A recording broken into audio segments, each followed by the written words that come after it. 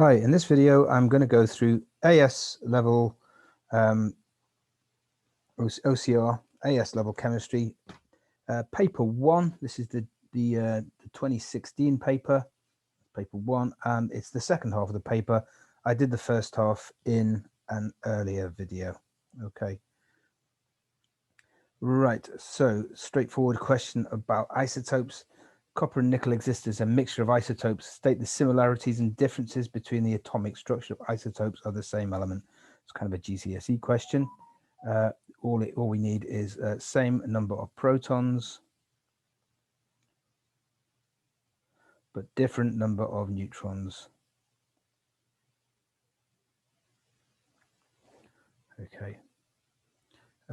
Now this is working out the relative atomic mass from mass spectroscopy. Okay, so we've got the abundance and each isotope, the MZ of each isotope there, one at 63 and one at 65. Of course, when we're working out this, what we do is we do the sum of the mass of the isotope multiplied by its abundance. And it's easier to have the abundances as decimals here, so let's convert that. That's instead of 69%, it's 0.6917, and that's 0.3083. So AR in this case is simply 63 multiplied by 0.6917 plus 65 multiplied by 0.3083. Do that in a calculator, we get the answer to be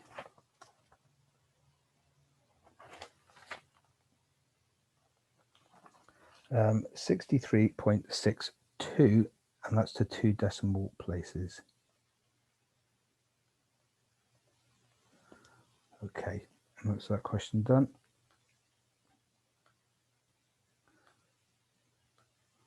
Right, this is one we're using the Avogadro constant. One coin has a mass of 5 grams. Okay, now we're going to use the relative atomic mass we worked out here, I think, which is 63.62. So we need that. AR is equal to 63.62.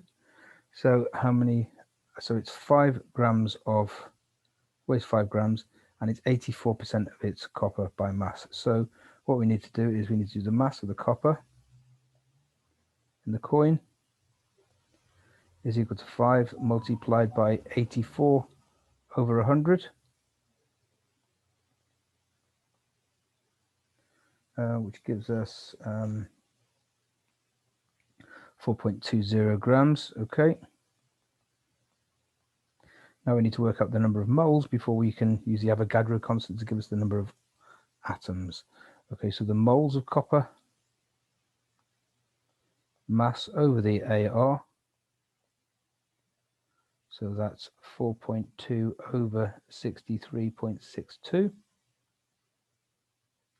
That gives us 0.0. Let's see, 4.2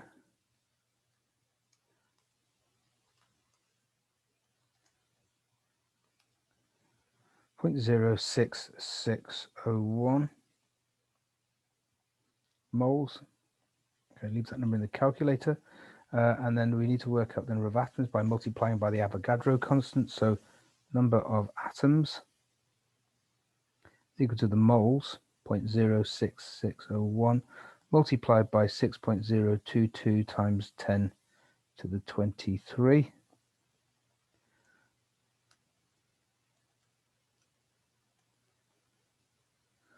That gives us 3.9755 times 10 to the 22 atoms.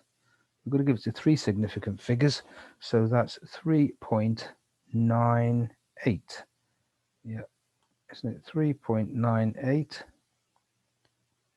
times 10 to the 22 atoms.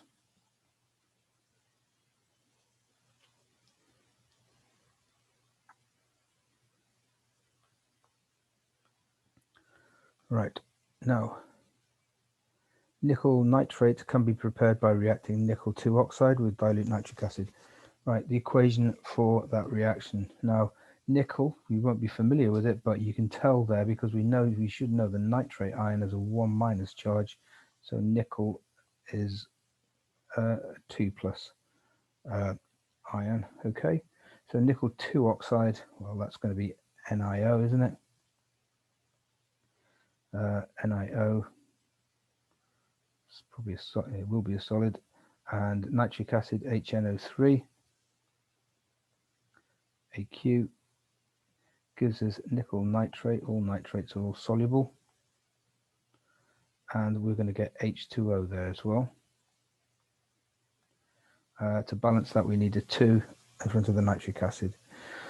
Okay, the nitrogen, now it wants us to draw a dot cross diagram of the nitrate ion. It shows us there we've got a double bond, a single bond with a negative on the oxygen, and we've got a dative bond to the other oxygen. Right, so we need to remember that nitrogen is in group 5.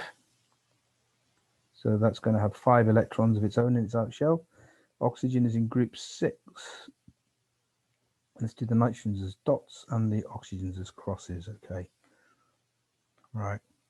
So all this here.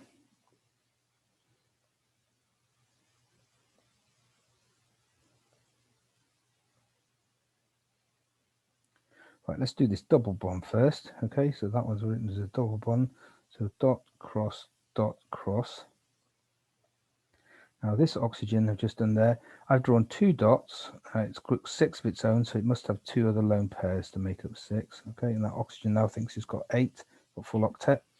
The nitrogen, let's do this as a dative bond, so both electrons are coming from the nitrogen. And the oxygen's got its own electrons here, it's got 6 of them, so they're there, 3 lone pairs. And finally, this oxygen at the top with a negative charge in it. Well, it's a single bond, so a dot from the nitrogen across from the oxygen.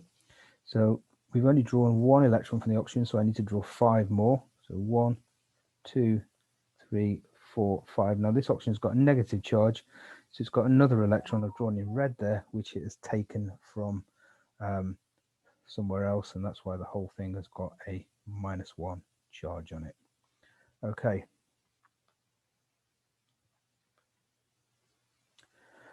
This question is about several salts. Okay, so we've got to work out the empirical formulae.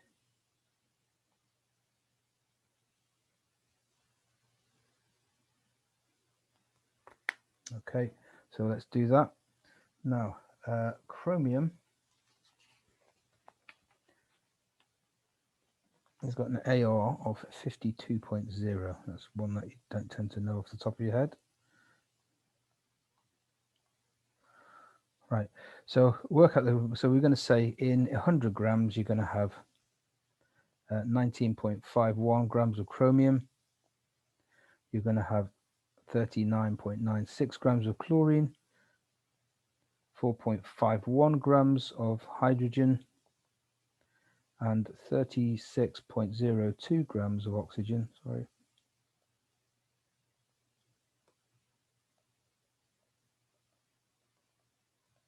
Okay, so now we need to work out the number of moles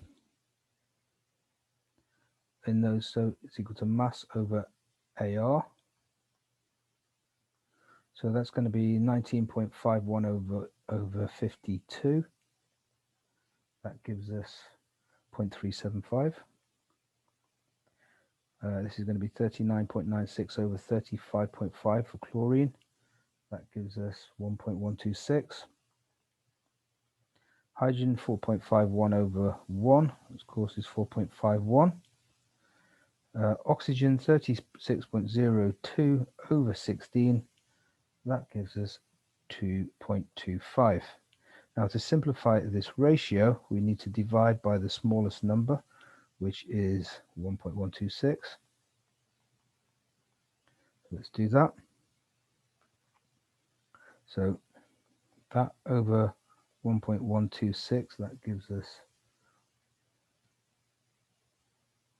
sorry, the smallest number is 0.375, isn't it? Not that. Okay, sorry. And divide by 0.375.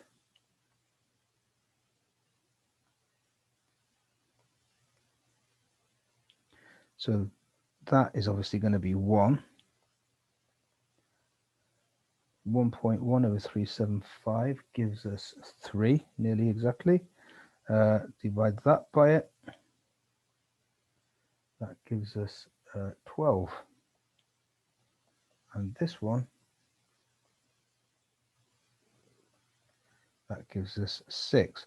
So we've got to work out the formula showing clearly the water of crystallization. Okay, so we can see here we have got 6 hydrogens and 12 hydrogens and 6 oxygens. So we're going to have 6 molecules of water in the formula. The water of crystallization is 6, and so it's going to be chromium chloride dot 6 H2O is our answer. Okay. A student carries out an experiment to determine the amount of water of crystallization in the formula of another hydrated salt. So what he does, he removes the water by heating it and weighs it beforehand, weighs it afterwards, and that mass lost must be down to the water which has been driven off. Okay. Now it's asking us about errors here. Okay, the maximum error in each mass measurement is plus or minus 0.05. Calculate the percentage error in the mass of water removed. Well, let's work out the mass of water removed first of all by subtracting those two numbers. So that gives us 0.58 grams. Now let's think about the error. Well, we make 2 measurements, so the error is that times 2, which is 0.01. So our percentage error then is the uncertainty, which is 0.01, over the amount, the mass of water, 0.58, multiplied by 100. That gives us 1.72%. That's our error there. Okay. Right, suggest one modification that the student could make to their method to reduce the percentage error in the mass of water removed. Okay, so reduce the error, what you need to do is you need to make this number bigger. You want a bigger mass of water, so you should use a larger mass of crystals. The bigger the mass of crystals, the lower your percentage error will be. Okay. Right. Next one, suggest one modification that the student could make to their method to reduce the percentage error in the mass of water removed. Now, I think what they want you to do there is you don't, right? Sorry, I haven't done that one. The student is not sure all the water of crystallization has been removed. How could he modify the experiment to be confident that all the water's gone? Well, that's a fairly standard technique. And what you do is, what you should have done was, he should have, what it's called weighing to constant mass. Like that there. Weigh to constant mass. And if you write that, you'll get the mark. What that means is he should weigh it again. And if you get 16 point, you should heat it and then weigh it again. If you got 16.25, then he would have known that the first time he hadn't really got rid of all the water because the mass is still going down. So he should then do it again. And if he got 16.25 that time, then he can be fairly confident that all the water has gone, because it's not this, the subsequent heating didn't remove any more water. Okay. Right. That is that. Okay. C. Right. The student prepares a sample of sodium sulfate by adding this many moles of sulfuric acid from a burette to this much sodium hydroxide. Calculate the minimum volume of the sulfuric acid the student would need to completely react. Well, let's work out the moles of NaOH first of all. Moles NaOH is equal to, we can do that because we know the concentration and we know the volume. The concentration is 0.124. The volume is 25 over 1,000. That gives us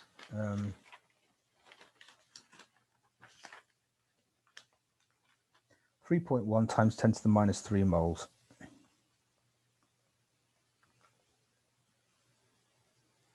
Now we need to look at the equation. For every 2 moles of NaOH, we only need 1 mole of sulfuric acid.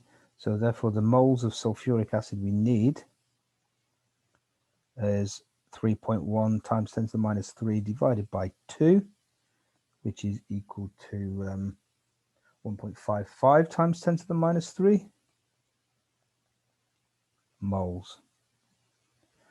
Okay, now the volume. Now we know the concentration of the sulfuric acid. No, we don't. We know the moles that we've got to add. Okay, we know the moles there. We need to add that many moles. So what volume should we add? So concentration is equal to moles over volume. So we want the volume, which is equal to the moles over the concentration. The moles, 6.25 times 10 to the minus 2. The concentration, we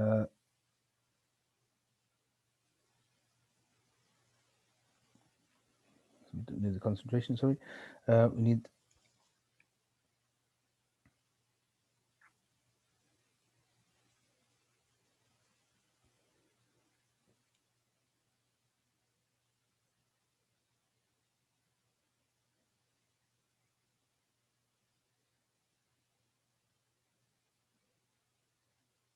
sorry, that's the concentration, not the number of moles yet. 6.2, so the concentration is, sorry, the moles isn't that I'm talking about. Right, the volume is equal to the moles over the concentration, sorry.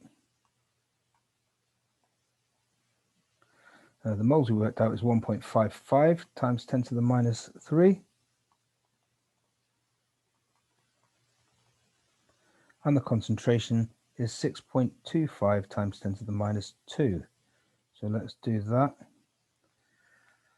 that. Which is equal to 0.0248 dm cubed. Right. 0.0248 dm cubed. And it asks us, well, it doesn't ask us in centimeters cubed, but let's work it out in centimeters cubed anyway. Multiplied by 1,000, that's 24.8 centimeters cubed of sulfuric acid.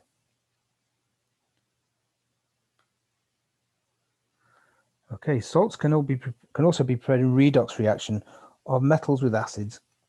Student prepares a solution of aluminium sulfate by reacting aluminium with dilute sulfuric acid, as shown there. Using oxidation numbers show which element has been oxidized and which has been reduced. Right, so let's have a look at aluminium. That's been oxidized because look, that's got an oxidation number of 0 there because it's an element, an uncombined element. Aluminium always forms an oxidation number of 3+. Okay, usually it forms Al3+ ions, and it is ionic here. So yeah, it's the oxidation number there of aluminium is +3. So the element oxidized is aluminium, and it goes from 0 up to +3. So which element has been reduced? Well, nothing happens to the oxygen, that's -2 throughout. Nothing happens to the sulfur. If you look at the hydrogen here the hydrogen is always +1 in its compounds. It's in a compound there, so it's +1. But here it's an element, so it's just 0. It's uncombined element is 0. So the hydrogen goes from +1 down to 0, so that has become reduced.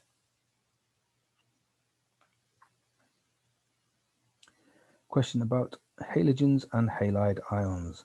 Bromine can be extracted by bubbling chlorine gas through concentrated solutions containing bromide ions.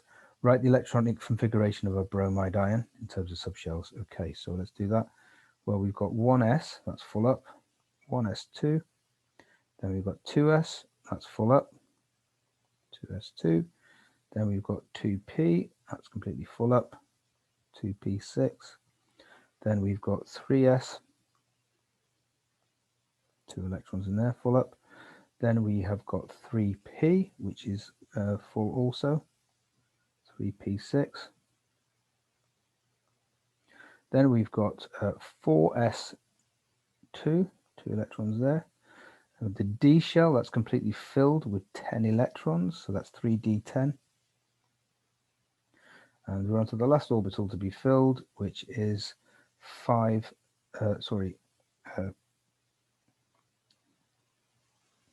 4p, beg your pardon. So that's 1, 2, 3, 4, 5. So 4p5. Okay, write an ionic equation for the reaction and state why this reaction takes place. Okay, so we're talking about chlorine react with bromine. We've got to say why it takes place in terms of reactivity of halogens. Okay, so let's write the equation. Write it at the side here. Right, so we're going to have chlorine plus bromide ions is going to go to 2Cl minus and Br2. So we need 2 bromide ions there. Why does it take place? Right, now, so what's happening is the chlorine gains electrons and the bromide ion loses electrons. Chlorine is better at taking electrons than bromine is because chlorine attracts electrons into, we can see here, this into the, it is the 3p shell. Bromine attracts them into the, when it reacts to form the bromide ion, into the 4p shell, right, 3p, closer to the nucleus, so greater attraction. You can also say there's less shielding for 3p than 4p, so it's better at dragging electrons into that shell. Right, for 2 marks, that's more than enough to say there. Okay. Chlorine is used in water treatment. One benefit and one risk of chlorine.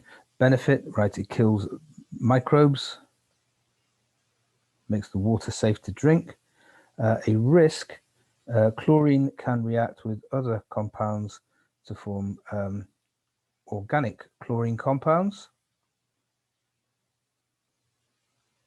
some of which are carcinogenic, i.e. cancer causing.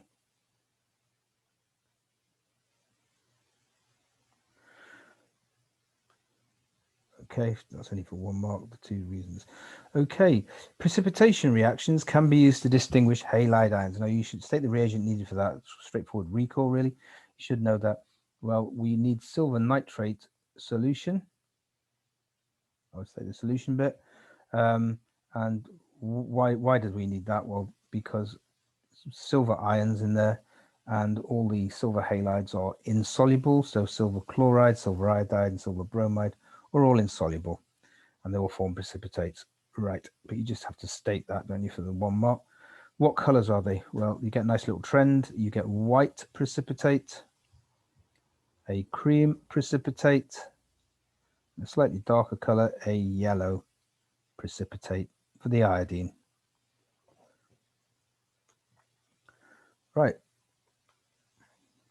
Now, 4 mark question on working out the enthalpy change of this reaction here. Okay, so we're going to react lead nitrate with potassium iodide, and we're going to get a precipitate of lead iodide. Right, so this is the amount of lead nitrate. Okay, now the potassium iodide, they don't tell us the concentration, but they tell us that is in excess. Okay, now that's important because we're going to use these equations. We're going to use 2 equations. We're going to use are Q is equal to mc delta T. That's the quantity of heat released in the experiment. M is the mass of the water, and C is the specific heat capacity of water. Delta T is the temperature change, which is 30 minus 19.5, which is 10.5 degrees C. Right, that will give us Q, the quantity of heat released in the experiment, but it's not going to give us the heat released per mole. Okay, so what we have to do there is we have to use a second equation. We need delta H is equal to Q divided by the number of moles. And in this case, it's going to be the moles of nitrate, okay, because the iodide, it tells us, is in excess. Okay, so not all of the potassium iodide is going to react. Okay, so let's work out the number of moles of lead nitrate we've got. Well, we know the volume and we know the concentration, so let's do that. So moles PbNO3.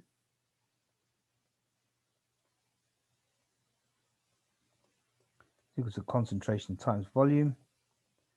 So that's going to be 1.5 mole per decimeter cubed times by 50 over 1,000. That gives us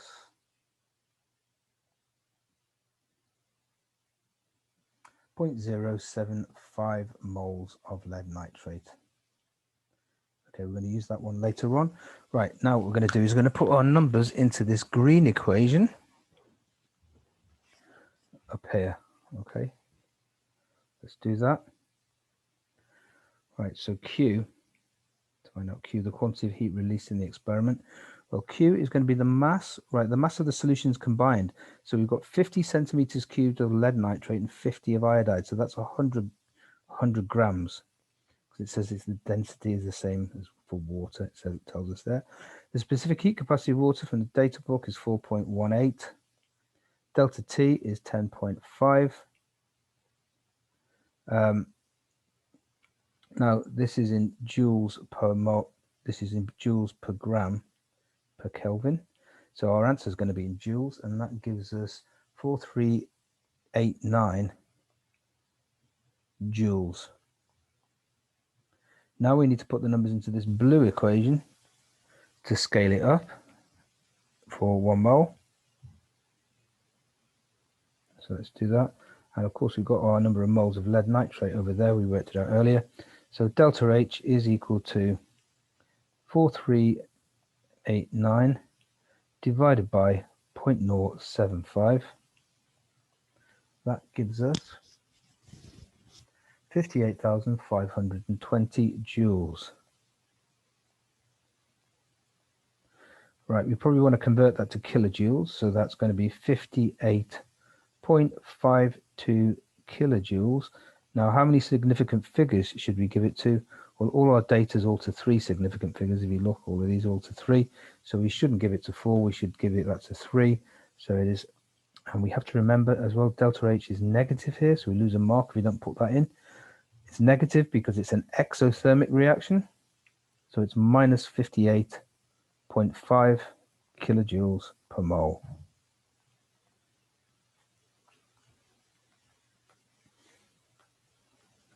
Okay, now it says here, write an ionic equation for the reaction that the student carries out. Okay, so we've got to turn this into an ionic equation. Right, so what is the charge on the lead ion there? It's going to be Pb2 plus, because nitrate is 1 minus.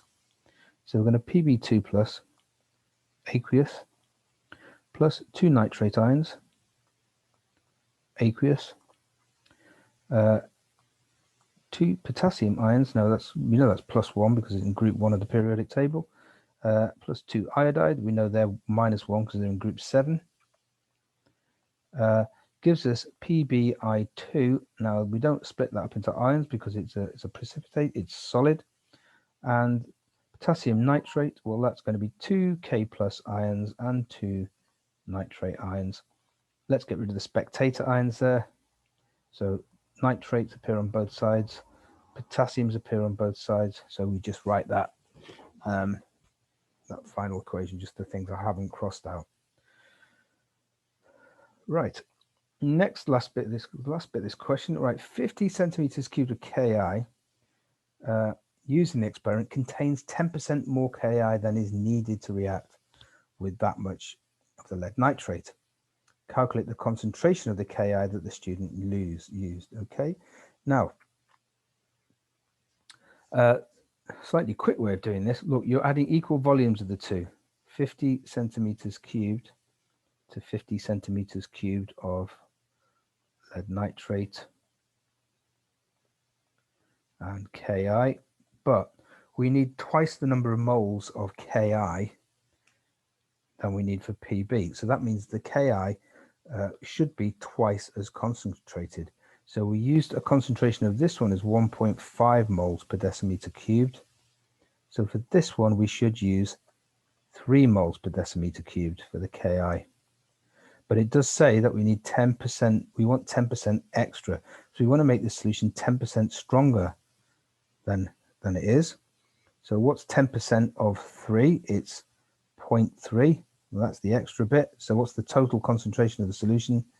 3.3 moles per decimeter cubed. Okay, if we use 3 moles per decimeter cubed, there'll be just enough Ki to react. We want a little bit extra to make sure it all reacts, so we add it, make it 10% stronger, that value.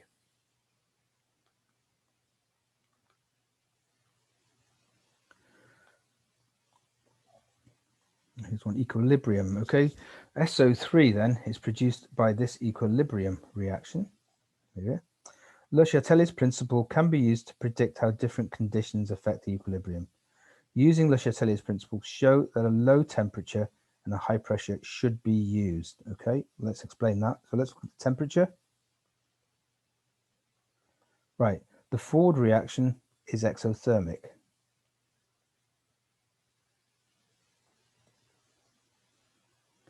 How do we know that? Well, look, they give us the delta H value there. It's negative.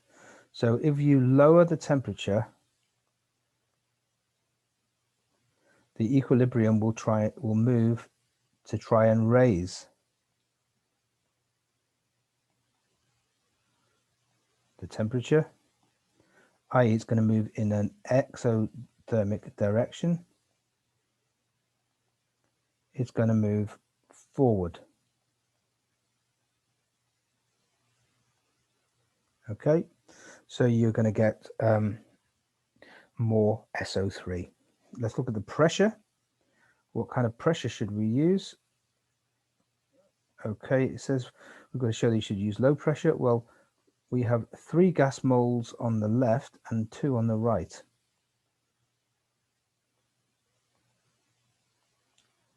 If you increase the pressure, it will try and, Le Chatelier tells us, it will try and reduce the pressure. How can it reduce the pressure?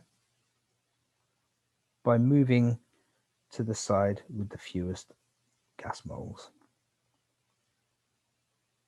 Moves in the direction of fewest gas moles.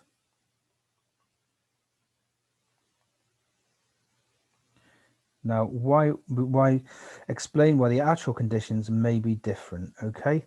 Now, why would you not use a low temperature? That is because a low temperature may give a very slow rate of reaction. So you may be limited by the how low you can make the temperature and still get a reasonable rate of reaction. So you may end up using quite a high temperature. Now the pressure thing, yes, we should use high pressure. And the high pressure would be good for another reason, because pressure would also increase the rate. But the problem with using high pressure is it is expensive to generate. You need a lot of energy to pump, to compress the gas.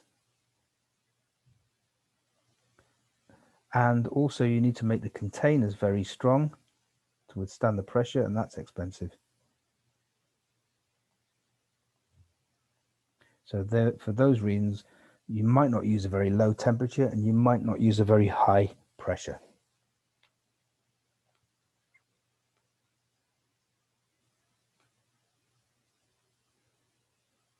Okay, so an equilibrium constant calculation here now. Right, first of all, it says using the Kc, the value of Kc, explain whether the equilibrium position will be towards the right or the left. Well, let's write down the equilibrium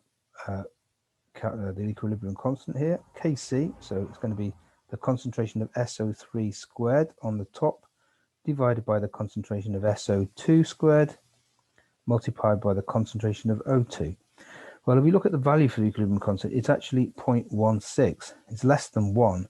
So that means that we haven't really got very much SO3.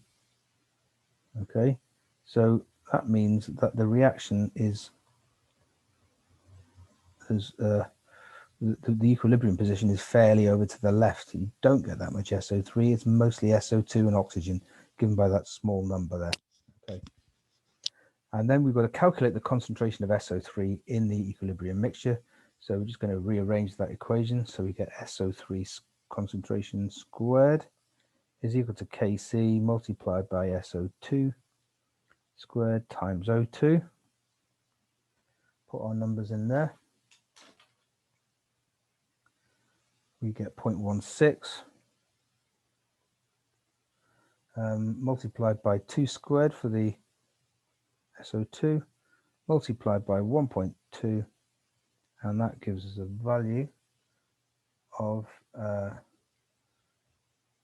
0.768. And of course we need to take the square root of that. So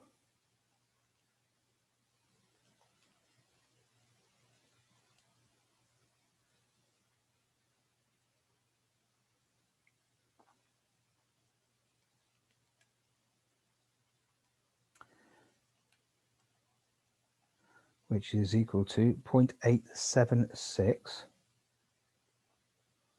8764, and I should give it to 3 significant figures because there's the 3 significant figures. So the concentration of SO3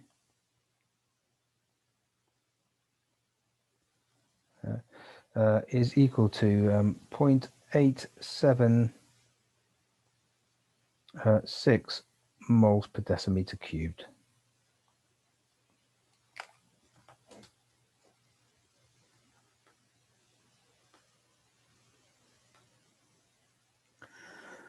Okay, compound B shown below can be used to synthesize organic compounds. Okay, name the homologous series and state its general formula. Well, this is an alkene, obviously, and you may remember the general formula is CnH2n for an alkene. And the reagents and conditions need to convert B into a saturated to break the double bond and stick hydrogens on there. Recall question, you need hydrogen and you need a nickel catalyst.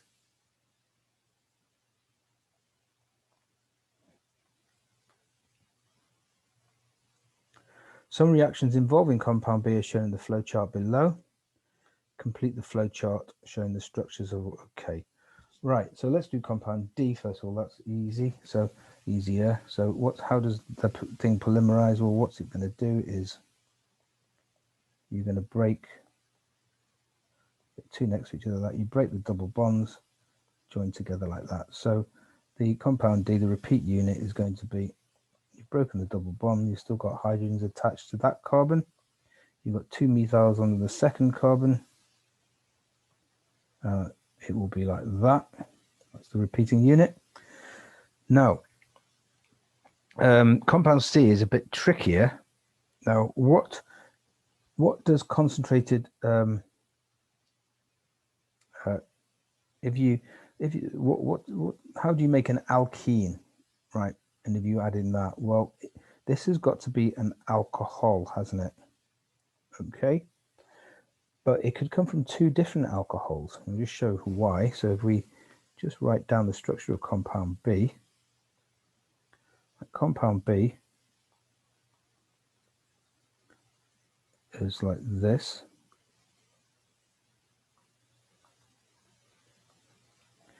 Right, now when you dehydrate an alcohol, you remove a hydrogen from one. So let's say we remove a hydrogen from that one, and you remove an OH from the other one. Okay, so that's one possibility. I'm just going to get rid of the double bond there. That's one of the alcohols. But the other alcohol it could have formed from is if we just swap these around, these H and the OH. Okay, so I'll draw that. So here we're going to have, we've got OH on that one now. CH3, CH3, and we've got H there. Right, what kind of alcohol is a blue one? Well, the blue one is a primary alcohol, and you can oxidize that with potassium dichromate. Okay, so the blue one is not the right answer. Now, if we look at the red one, hopefully you'll be able to see there that this alcohol is a tertiary alcohol because the carbon to which the OH is attached to 3 other carbons. Three other carbons, 1, 2, and 3. Tertiary alcohols cannot be oxidized, and so that is the answer for compound C.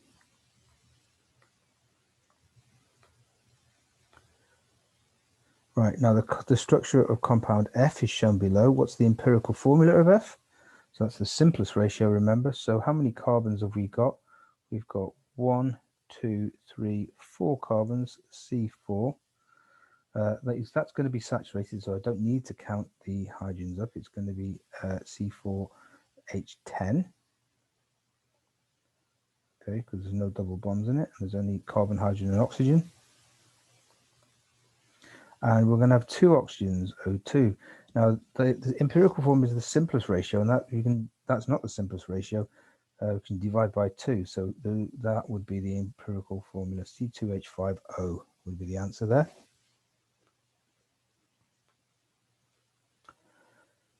Okay, a student plans a 2-stage synthesis for preparing F, okay, from compound B. Right, but first of all, we have to make E. Draw the structure of E and state the reagents. Okay, so what can we do here? We've obviously stuck something, we've broken the double bond and we stuck something on there on each one, and it's the same. And then we're going to replace the something with OHs. So hopefully you can see that what you had there is you had Br2. You just had bromine water. You don't need to heat it or anything. And you're going to stick a bromine on each carbon.